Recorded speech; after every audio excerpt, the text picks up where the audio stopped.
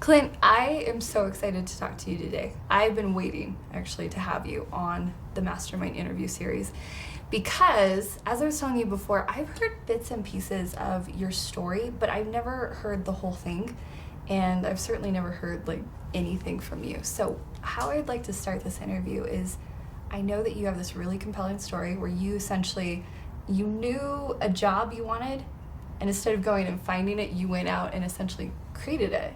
Is that kind of in the ballpark of what you did? That sounds way better than what actually happened, to be honest with you. Great. Let's just start with the beginning. You tell your story, kind of how it came to be that you are now the founder and executive director at Silicon Slopes.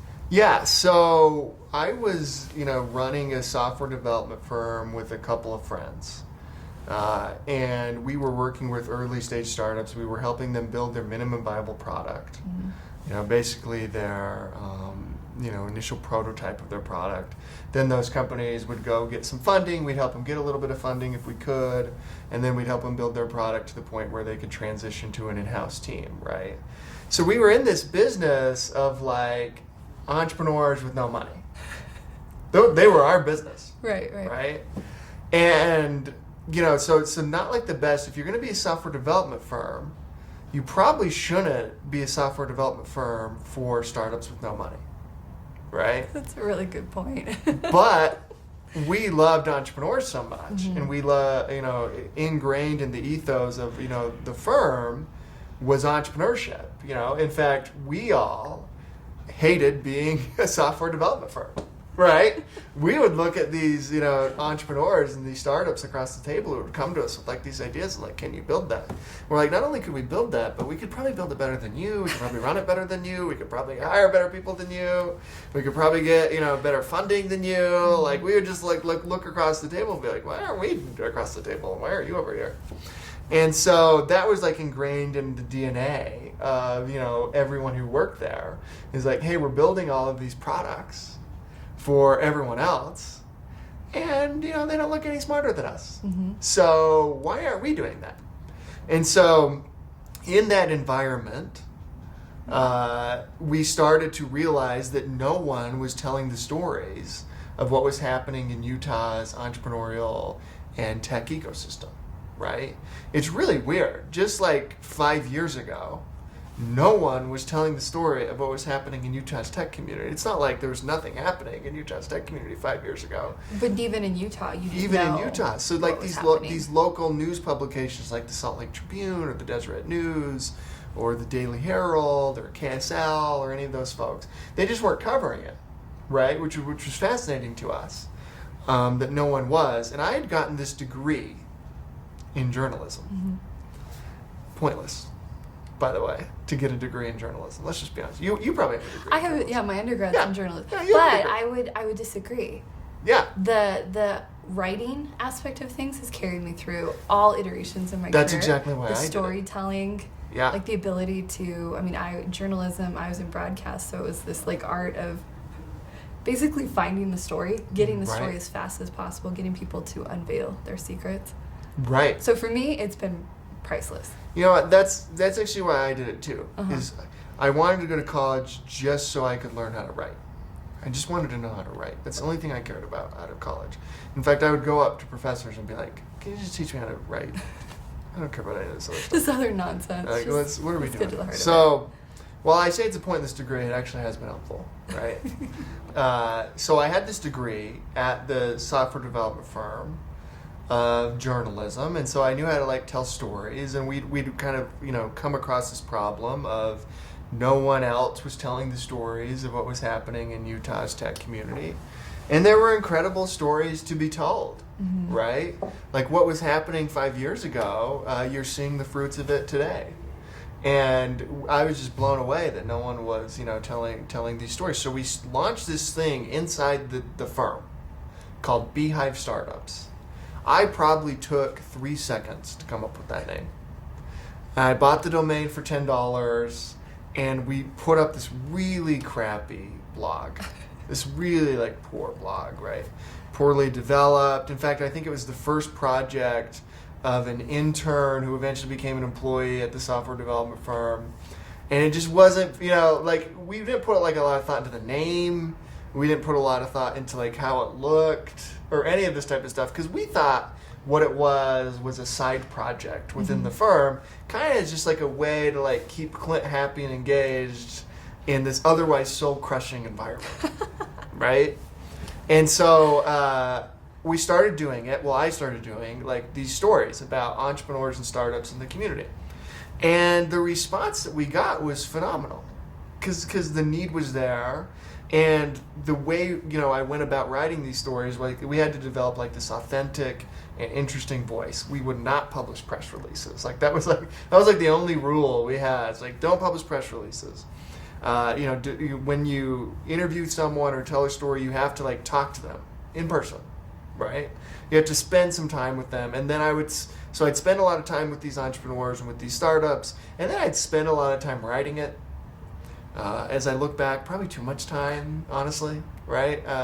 And they were probably too long, But at the end of the day, like the response was like overwhelming. People loved it. And so this thing started to take off, and like this community started to be built based off of stories that we were writing, which I didn't fully understand what was happening at the time. But as I look back at it now, like what we were doing was like letting people know they weren't alone. Because as you know, entrepreneurship is really lonely. Yeah, solopreneurs are just... Yeah. If you're the... I used to say, because I've started a company, if you're the average of the 5 or 7 people that you spend the most time with, and you're spending the most time with yourself, that's hard. Entrepreneurship is lonely. 99% of the time you're doing things you don't want to do. It's, no one cares. Right? Like, no one cares. Right. Until they do, which we'll get to. But no one cares in the beginning, right? And there's actually, like, if you're smart as an entrepreneur in that no one cares phase, you should be failing as much as you can. You should be throwing as many things up against the wall as you possibly can, because no one cares. Right? Yeah. So see what works, see what doesn't work. There's actually some value in the no one cares. And I feel like a lot of entrepreneurs look at that phase of like no one caring what they're working on, and they just got to get past it. Like, enjoy that phase. I promise you. Like, I relish that phase. That phase is pretty fun. And so, as we're writing stories at Beehive Startups, this community is starting to develop, because they're like, oh, I didn't even know that company existed. 3 miles away from me. I'm going to go grab lunch with them, right? I'm going to go interact with them. That's really cool what everybody's working on. And then Beehive Startups started doing events, and a lot of people were coming to our events, which was blowing our mind. And it just really took off. Like, it started just like writing stories on this blog, and then we started getting into events, and then we started getting into like this idea of like, we also got to bring this community together, rally them to give and serve in causes and issues that have nothing to do with tech or themselves or entrepreneurship, but for the betterment of the community that we all live in, which is Utah, right? And once we landed on that, it took a long time to like really understand like what does it take to build a vibrant, interesting, cohesive, grassroots community. Right? It took a long time to figure out what that means, which was fun, because we were in the no one cares phase, and so we'd throw things up against the wall. If it didn't work, we'd never talk about it again, right? And then, but once we figure out what that was and what that model is on what it takes to build a community, then this thing really, kind of took off. Now, Silicon Slopes, it's been since 2016 when you launched everything, correct? Yeah, I think Josh and I started talking in 2015. Josh James, who's the founder of Omniture and huge support, founder and CEO of Domo of Silicon Slopes. And now you have this beautiful office space that you moved into early last year, I believe. Yeah, we've been there for a little over a year. And it looks like it's just effortless. This whole organic vibe. Yeah, thank you. It looks like it's effortless. It is effortless. But maybe tell us a little bit about more of that, the trying that you did, the no one cares phase, but how it looks effortless now is probably not actually the story. All right, let me tell you how we got from Beehive Startups to Silicon Slopes. Okay. So I put on an event called Start Fest in downtown Provo in early 2015. And I invited this young, strapping man named Josh James to come speak at this event. Beautiful hair. His beautiful flowing hair, his amazing, suit jacket, nice glasses, just a wonderful young man, an up-and-comer, if you will. Mm-hmm. And he came and spoke at this thing, and backstage we started talking about, hey, like, I have this thing called Beehive Startups, it's going really well. You have this thing, called Silicon Slopes, which, he had founded Silicon Slopes in Omniture days as a way to let people know outside the state that there was a tech community here in Utah, right? That was his goal, and he put out a calendar, and he'd really kind of, done a great job of, naming our community Silicon Slopes. Silicon Slopes kind of became the moniker for Utah Tech, right? And so, he and I started talking after he came and spoke at StartFest about what it would mean to combine these two communities, Beehive Startups and Silicon Slopes, together to like fully unify, Utah startup and tech, ecosystem. And so we eventually landed where like, hey, let's create this new 501c3 nonprofit. Let's go get all the major tech CEOs in the state on this board. And let's fully unify underneath the Silicon Slopes brand and moniker. Because as I mentioned, I put no thought into the Beehive Startups name. He'd put quite a bit of thought into the Silicon Slopes name, and so obviously we'd go with the one that had more thought put into it and a lot more equity. And so we rallied around the Silicon Slopes name. We redid the logo. We kind of redid the brand without changing the name, which was kind of an interesting experience. But and then so that's how we got to Silicon Slopes. Is we created the nonprofit. We got the founders of this new Silicon Slopes organization are me, Josh, Pluralsight CEO Aaron Sconard, Qualtrics CEO Ryan Smith, and Inside Sales CEO Dave Elkington. Just small companies. Yeah. Just tiny. They're nice guys. Yeah. Big companies, massive entities. Sure. And Silicon Slopes, I mean, that's a brilliant coined phrase, like Silicon Slopes. I don't think I heard that until probably I met you. Perfect. So you have definitely amplified that. Yeah. But in terms of you taking over the setup that you have now, what was the foray into that? And then leaving Beehive Startups is still a thing. No, Beehive Startups is still a thing, but it's not, right? Because we're only focused on Silicon Slopes, right? And that's the brand, that's the moniker. Beehive Startups is still owned by this entity, this new 501c3 nonprofit. But we're not really ever going to do anything with it again, at least, for the foreseeable future, because Silicon Slopes, is taking all of our time, attention, and because of the way it's taken off, right? Yeah, and it really is taking so much time because of all the things that you do. There's so much storytelling. So I know that there's podcasts that you do on a very regular basis. There's meetups, there's meetings, there's there's panels, there's events, there's a conference. You have a yearly conference, the Tech Summit. Was all this part of the plan when you, Clint, kind of took the reins from Josh James? You were like, okay, Silicon Slopes is officially this thing. It's my baby, and we're going to do all these things. Or was it just one thing at a time? Well, I'd learned at Beehive Startups like some fundamental principles of community that I thought were important, right?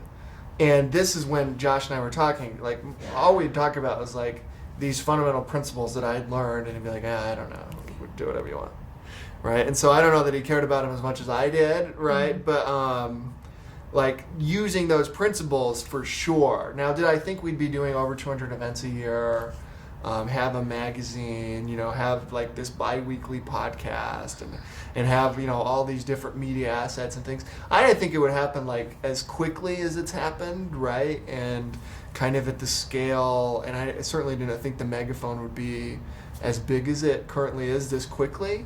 But yeah, I think because here's the thing, like community should always be about a cause and the people within it, and not a single person and not a single company, right? Mm-hmm. And once you like start with that, like community is about a cause, it's not about a person, right? And then, so what is our cause? Knowing that is like a fundamental thing. Well, Silicon Slopes, our cause is like to empower Utah's tech community to learn, connect, and serve, right? So what does learn mean? We're primarily a media company. We're publishing stories every day on siliconslopes.com. We have a podcast that comes out on Tuesday, a podcast that comes out on Thursday. We have 2 newsletters that come out weekly. We have a magazine, which is one of the largest distributed magazines in the state of Utah. We have, a video series that we do. At our core, we tell stories of what's happening in Utah's tech community, because that's how we were founded. That I think at the core of any community, you got to let people know what's happening, right? Because a lot of collisions and connections will happen just out of that. Mm-hmm. Like, oh, this is interesting. This startup that was written about on siliconslopes.com, I'm going to go have lunch with them. I'm going to go do X, right? And that doesn't have anything to do with us. Like, we're not creating that other than, the community itself will take care of that. So at our core, we're a media company in that we're telling stories, right? On the connect piece, at our core there, we're primarily just doing events. We do over 200 events a year, ranging from small events that we'll do in our headquarters of like 75 to 100 people, to like medium-sized events like, the Startup Conversation Series, which we do, which brings in around like 500 to 1,000 or somewhere in that range, to like larger events like yesterday, on the day that we're publishing this. Yeah, the Summer Bash. We did the Silicon Slopes Summer Bash, which had 6,000 people for like a barbecue just outside our office. And it can't hold 6,000 people, which is kind of crazy. It was so fun. It was very fun. You had people just moving, which is probably how you can work with 6,000 if they're just constantly moving. Yeah. Food, music, cornhole. That's exactly. Back to food. And our biggest and, kind of the premier event that we do at Silicon Slopes is Silicon Slopes Tech Summit, which brought in over 15,000 people last year, its second year. We expect about 20,000 this next one. And that's kind of our signature event, and probably what, we'll eventually be known for as an organization nationally and globally will be Silicon Slopes Tech Summit. But so at our core, it's on the Connect side, we're events, and then on the serve side, we rally the community to serve and give back. And I think it's the combination of those 3 things that kind of make a community, and that's kind of the secret sauce of Silicon Slopes, which is no longer a secret. You heard it here first. You heard it here first. Go ahead, feel free to use that. Yeah. Well, in terms of engagement, you have over 250,000 unique views or an audience across all those channels, and then you have over 65,000 startups and tech companies in Utah that are either 6,500. 6,500, yes. 65,000 would be incredible. I know. Even yeah. 6,500 could be a bit of a stretch. 6,500, and I mean, ultimately, we know that Silicon Slopes was a thing before you took it and kind of made it this like really organized and structured thing. But do you take any credit for this? We're becoming more and more known outside of Utah as the next hub. Right. The cost of living is low, but the job opportunities are super high. I mean, you have to know that some of that comes from the stories that you're telling and that amplification of what's been happening here. I take sole credit. I think I'm the only reason why that's happening. Good. That's all I wanted to know. No, that has nothing to do with us, right? It does though. Here's the truth, right? Entrepreneurs build companies, right? And so everything starts with entrepreneurs, because everything is sprouted out of companies, right? Like companies attract talent, which attract employees, which attract investment and government and transportation and all this type of stuff, and housing starts popping up and all that type of stuff. And so our belief, my fundamental belief when starting this organization called Silicon Slopes, this new nonprofit, was it's got to be led by entrepreneurs. I think startup and tech communities should be led by entrepreneurs, right? And you would think, yeah, obvious. Most startup and tech communities are not led by entrepreneurs. Mm-hmm. Most startup and tech communities across the country are either led by venture capitalists or executives who didn't start the companies or whatever, right? Most are not led by entrepreneurs. On our board sits entrepreneurs, right? And they build it. right? They build companies, which means that they build ecosystems, right? And so all the credit goes to the entrepreneurs who are building these companies, right? Like we're having a startup move from a small town up north down to kind of like the heart of Silicon Slopes right now. It's no longer a startup, it's a tech company. And that small town came to me and was like, hey, how do we replicate this? What can the city government do? Can the state put some investment in? Can we do anything to like recreate like this incredible company that is now leaving our hometown? They're like, no. What could you guys do? Like, entrepreneurs build companies. Mm-hmm. So the most you could possibly do if you're a government or city or anybody else in the ecosystem is support entrepreneurs, right? And then they'll build the companies. Does that make sense? So I think absolutely all credit for the growth, and I mean this sincerely, goes to the entrepreneurs that have built these companies, right? And, you know, we're clearly punching above our weight class as a state and as an ecosystem, right? Absolutely. And we could dig into why that's the case over, like, you know, we're a relatively small population. I mean, Silicon Valley, just that area, is much bigger in population than the state of Utah, right? Mm-hmm. And so why is Utah, you know, catching on and, you know, clearly punching above its weight class compared to other like ecosystems, you know, who are kind of the same population size? That's an interesting discussion. But yeah, I don't think, you know, Silicon Slopes, the organization, certainly is a rallying point and is great at telling these stories and great at getting kind of all the right people in the room and understands like what it takes to, you know, organize a community around the Learn, Connect, Serve model. But the credit for the success of the ecosystem and the national attention that we're seeing would lie with the entrepreneurs. You definitely would have an insider track as to why Utah is.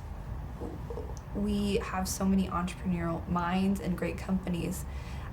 We were chatting with Alex from Purple, CMO at Purple, and right. You know, they're one great brand that went from, since 2015, it's been like 5 million in sales to, I mean, it exceeded 200 million in a matter of 2.5 years. That's just one example of what people are doing here in Utah. But what is your thought on why we are this hub? Why we just have these companies just taking right. off? Well, one, I think it's a few reasons, mm-hmm. right? One is like, how was the state founded?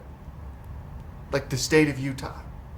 It's like people who think, you know, hey, there's some persecution involved. There's some like prove the rest of the world wrong. There's this, you know, sense of like one person can totally fundamentally transform and change the world. Mm-hmm. Like that attitude was in the mindset of the founders of the state of Utah, right? That's true. Because of the LDS church and that religion, right? Mm-hmm. Like this one guy, you know, is going to fundamentally change the world. Mm-hmm. So it's in our DNA as Utahns that one person can change the world. One person with right? an idea. One person with an idea, with some sort of sense of, you know, chip on their shoulder, some sort of, you know, like... I've seen things. Yeah, I've seen things. Here, everyone, follow me, I got this type of mentality. And so I think that exists here in Utah. Not that that doesn't exist other places, right? Because it does. Because really, you know, a lot of states probably have a similar story, although there wouldn't be a religion tied to it. But I think that's like at our core, in our DNA as a people, you know, this idea that one person can change the world. Mm-hmm. And then you look like, well, what does that have to do with tech? And how has, you know, the tech community evolved over time? And if you look at like the early 90s, 2 of like the 5 biggest tech companies in the world were headquartered in Provo, Utah, in Novell and WordPerfect, mm-hmm. right? Those were huge companies. Those weren't just huge Utah companies. Those were huge companies, period. Mm-hmm. And so the success of those companies in the early 90s kind of laid this interesting foundation. And there were companies before them like iOmega and a whole bunch of other ones at the time as well. But success breeds success. And in order to have a great, you know, long-term, strong tech ecosystem, you got to have some wins, right? Silicon Valley is the absolute model for this. There's been so many wins that, you know, when those companies win, when money is made, then that money is reinvested. And those CEOs and those entrepreneurs are there to mentor the next generation of companies, right? And the same thing has happened here, not to the extent of Silicon Valley, but we've had enough wins throughout, you know, a decent period of like 30, 40 years to where, you know, the work of Novell and WordPerfect in the early 90s can be traced all the way to Pluralsight or Qualtrics or Domo or Health Catalyst and Vivint and all these great tech companies. Like, they're building on the backs of these companies that were started 30 years ago. Yeah, that's so interesting. We were just talking with Johnny. He's the co-founder of Homey and CEO of Homey. And he, of course, before that, he started Property Solutions, which we now know as Entrada, a massive company. And he's like, yeah, I just saw a need. And he was, I don't know if he'd quite graduated college, but he's like, I'm going to go for it. Yeah. Why not? And I feel like a lot of people here in this state, no matter what they're doing in their day-to-day job, they almost always have a side hustle. Yeah. Like an idea of something. And you're probably right where that happens a lot more in, you know, in other states, but here sometimes it's out of necessity. Larger families, being one. Yeah, we like to have kids. Yeah, we have a lot of children here. But I think it's really interesting that you focused on that entrepreneurial mindset, because you can be working full time and still be an entrepreneur. And where does that come from? Like sure, founding of the state stuff, one person can change the world stuff, whatever. Put that aside. Mm-hmm. You know, it's now 2018. Where does that mindset come from in the state of Utah? You know, what makes a stay-at-home mom think she can start an e-commerce brand and be super successful at it, right? Or what makes a graduate from BYU or University of Utah say, I'm not going to take a job inside of a company, I'm going to start my own? It's because they look around and other people have done it.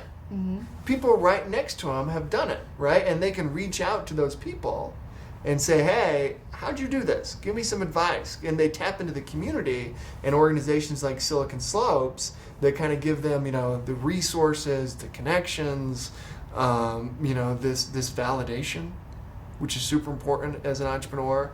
Like this validation, like, hey, you can do this, mm-hmm. and you should do this. And even though it's super lonely and 99% of the time you're going to hate it, there are other people just like you who are going through the same problems as you, and there's no shortcuts in it, and this is how you actually do it, mm-hmm. right?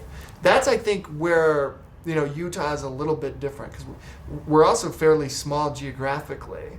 So we're all kind of like right next to each other. Yeah. Right? And so it's fairly easy to like pick up a phone or send an email and say, hey, how'd you do this? I'm interested in doing this as well.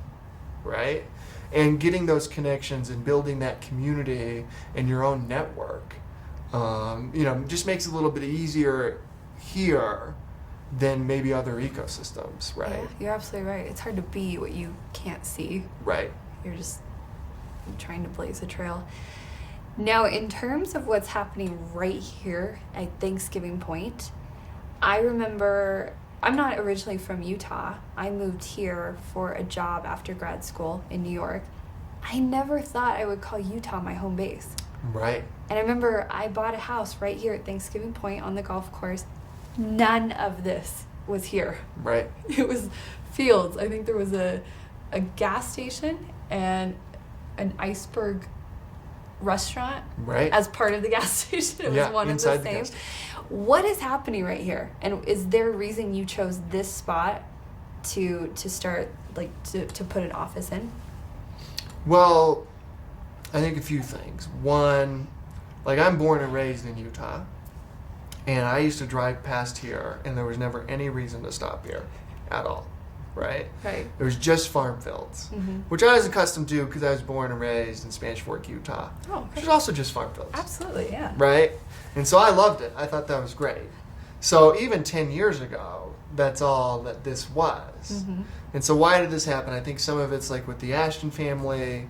Some of it's with, land deals that were made, all this type of stuff that I don't know anything about.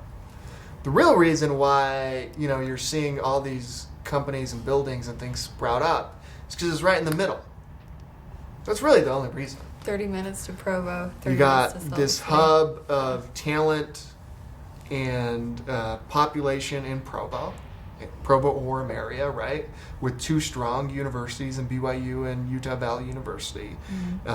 Huge universities, UVU being the biggest university in the state in terms of the amount of students who come in there. I didn't know that. Yeah, and so, you have that hub, and then you have Salt Lake with the University of Utah and kind of that population and all the talent that exists there. And so in order to attract talent from both, you're just going to pop right in the middle, right? And so that's the real reason why this exists. And as far as us having an office here, it was, made a lot of sense for Silicon Slopes to also be in the heart of where this happened. Now, will this always be the heart? Should it always be the heart? I don't know, right? We're about to get a prison relocation in the Draper area, which I think that will help with a lot of opening up more land, more companies you'll start to see go into the Draper area. But I think it's always going to be right here in the middle. Mm-hmm. But the real reason is just Provo's down there, Salt Lake's right there. Why aren't we right in the middle? And you see companies starting in those locations. A lot of companies start in Provo, right? A lot of companies start in Salt Lake. Mm-hmm. And then eventually they graduate to, Lehigh, which is kind of the craziest thing in the world. Utah.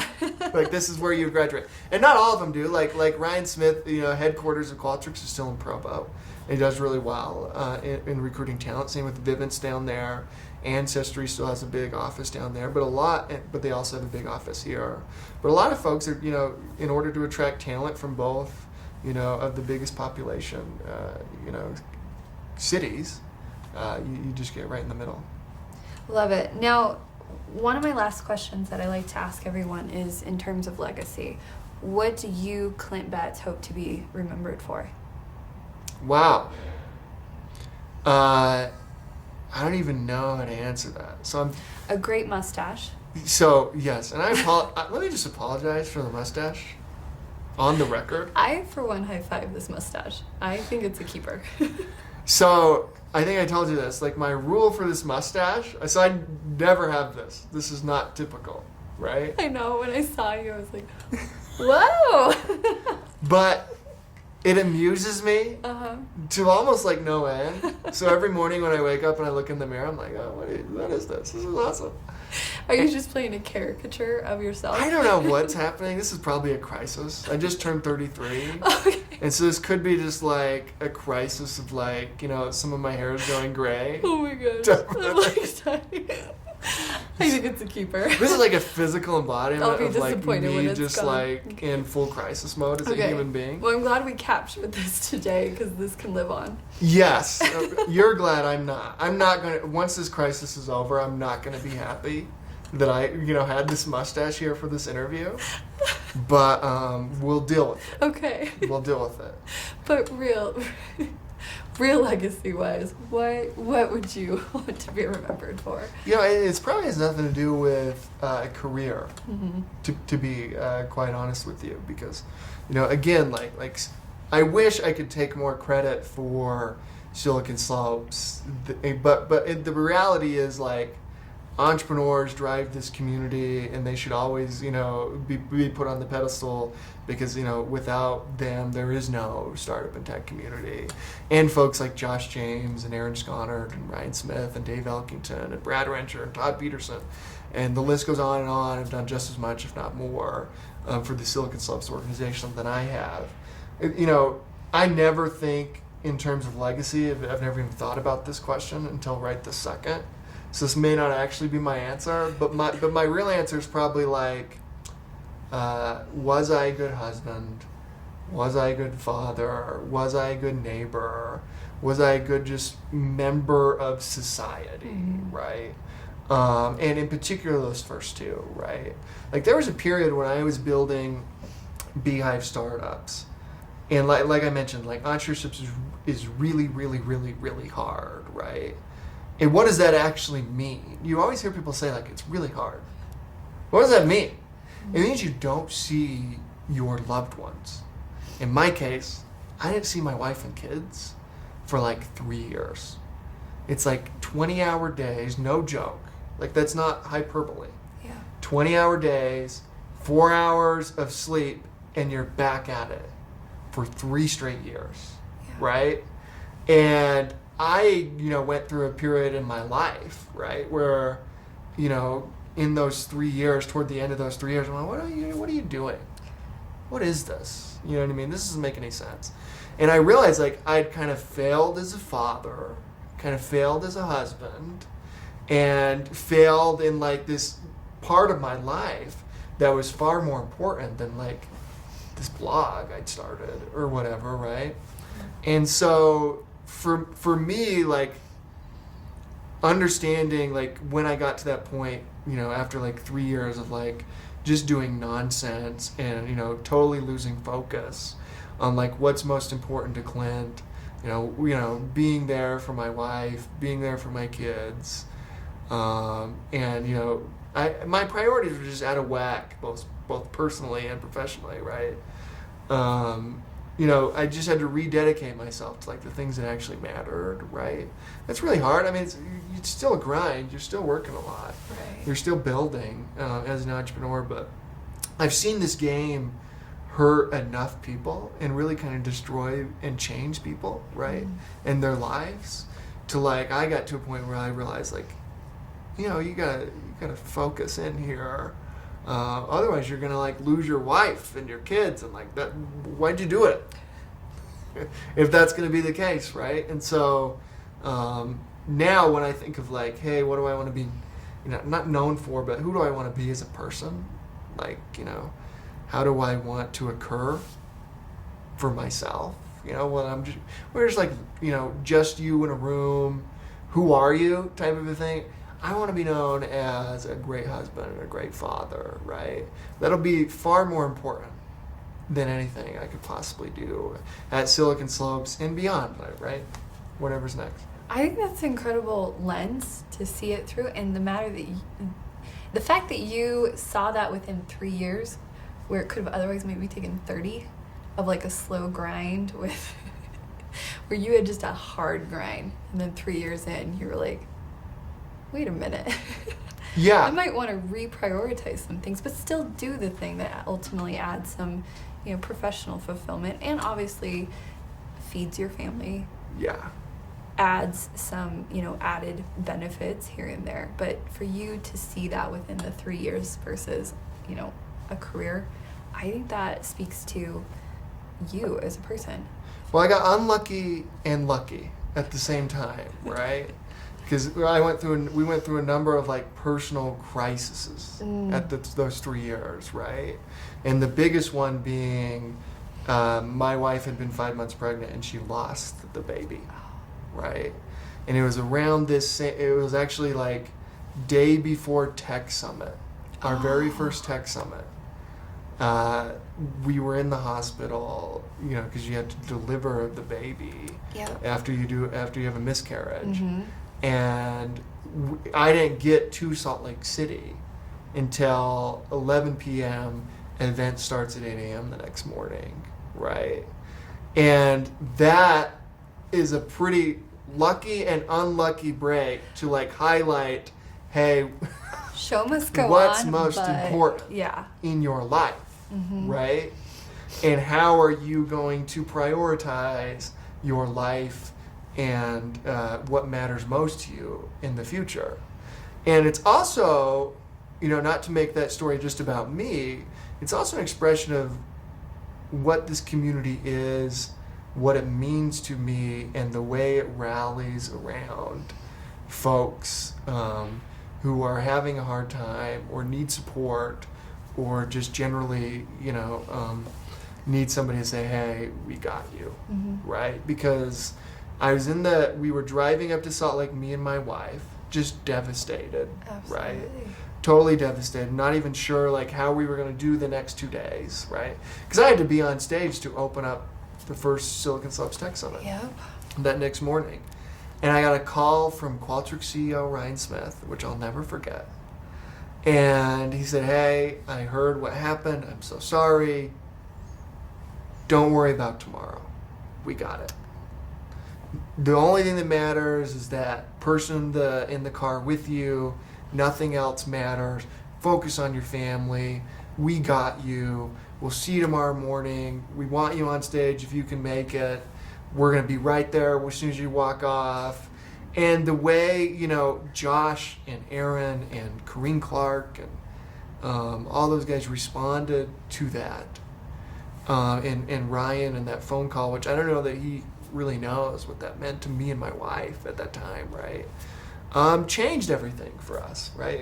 That really has changed my entire perspective on entrepreneurship and what's most important and how great it is to build a great company and a great community and a great brand and all that type of stuff, but to not lose focus on what matters most to you in your life. Yeah, it means so little if you're not focused on the people, the human part of it too. But I think that empathy, it builds an empathy, I'm sure. Yeah.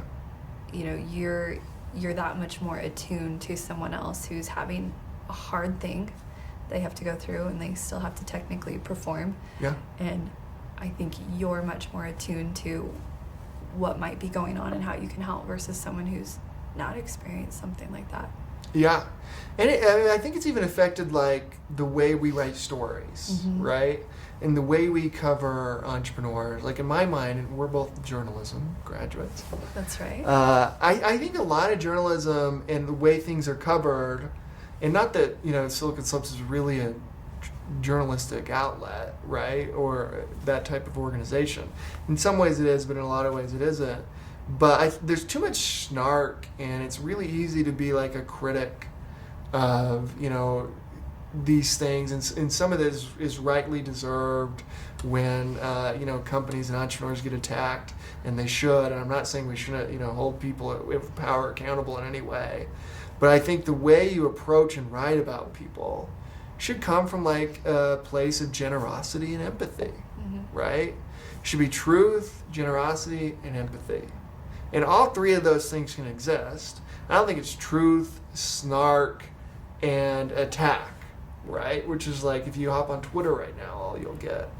And so it has, and that is a new thing, like as odd as that sounds, like my experience with my wife and the first tech summit and everything that happened that week, which was one of the craziest weeks of my life, probably the craziest week of my life, informs how we treat other people at Silicon Slopes and how we talk about entrepreneurs, because you never know what's going on in the life of an entrepreneur that has caused the public manifestation of something terrible to have happened, right? And so if we can all use a little bit more generosity and empathy, if you ask me. Just a little bit more. Yeah, I find that in my career it only takes like a small dose of like empathy. You don't even have to like indulge in someone. It's a matter of I see you and I hear you right now. Right. And people will tell you their life story. They will tell you secrets. And they will always follow up with, I've never told anyone that. Right. And for them, it's a moment of just aha for them. So I love what you're doing with Silicon Slopes. I'm so glad that we got to talk today. Thank you for sharing all the juicy details. Were those juicy? Going deep, with everything. Because you could certainly have definitely sugarcoated the I decided to start this thing with Josh James and it was a success. Look at me. So it's really nice to see kind of just the underbelly of all those and know that life is just a mixture of like wins and losses all the time. Yeah. So keep moving forward. So thank you again. Thank you for being part of this series, and I appreciate your time today. Of course. Thank you for having me. Yeah.